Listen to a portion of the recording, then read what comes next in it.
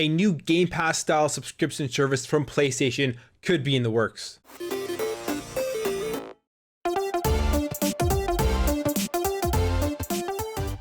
What is up, everybody? Welcome back to another video. Thank you for stopping by. If you're new here and you enjoy what you see throughout this video, hey, maybe consider subscribing to help this channel grow. But for now, let's jump into this. So the PlayStation boss Jim Ryan recently had an interview with TASS or TASS, I'm not sure what it's called, but it is a Russian news agency. Now, this is a long interview. There's lots of stuff he goes over for the PS5. And one of the things that caught my attention the most, even though it had the least amount of information, was this here. The question being asked, how will you respond to Microsoft's Game Pass? And Jim Ryan responding, there's actually news to come, but just not today. We have PlayStation Now, which is our subscription service, and that is available in a number of markets. So in my opinion, Xbox Game Pass is the best value in gaming. You can see here, well, these are Canadian prices, but it's $12 to get it on console, $12 to get it on PC. And then if you want Ultimate, it's $17 a month. But this gives you access to Xbox Live, Xbox Game Pass, and it also includes EA Play, which gives you access to all of the EA games catalog within the EA Play service. So for that price, Xbox Game Pass Ultimate really can't be beat. Xbox Game Pass has been the major revenue maker for Xbox, as their subscribers have jumped 50%. So there are over 15 million now, and this was in September 2020.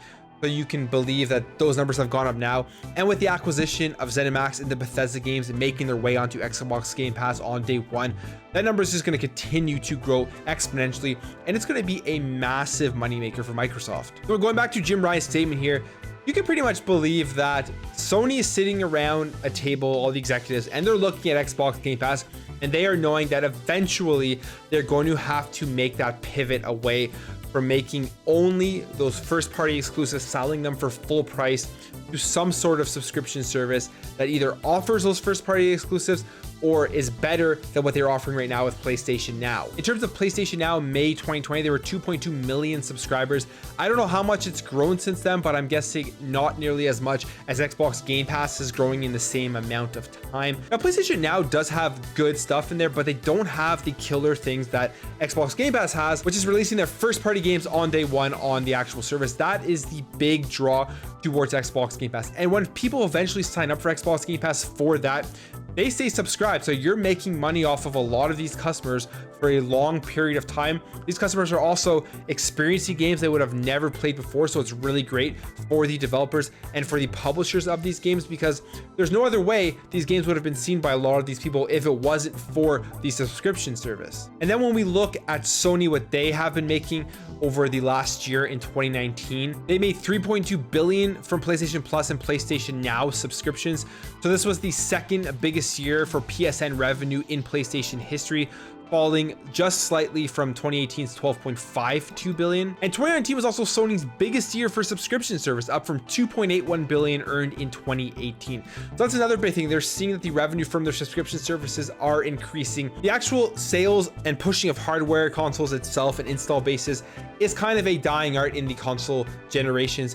The big thing that's going to be the transition is going to be over to subscription services and over to streaming. And Sony knows that, yes, they're going to continue to push their first party exclusives. Yes, they're going to continue to sell them at full price, but I almost can guarantee that they are all sitting around the table looking at Xbox Game Pass, looking at subscription services models like Netflix and Amazon Prime and Disney Plus, and what happened with the streaming for movies and TV shows, and how that took off and how that now is the mainstream for that type of content. And they are definitely developing some sort of PlayStation Game Pass service that's going to directly rival Xbox Game Pass going into the future. I mean, this quote alone pretty much says it all when he says, there is actually news to come on this, just not today.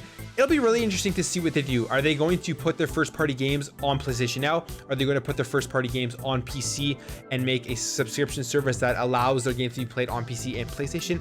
Who knows, but it'll be very interesting to see how they combat Xbox Game Pass. Now, for PlayStation and for Nintendo, they are behind the ball already when it comes to stuff. Xbox Game Pass has over 50 million subscribers. They're continuing to grow. Publishers, developers are seeing the benefits of putting their games on Game Pass. They're seeing that players are playing their games who would have never played it before, like I said earlier.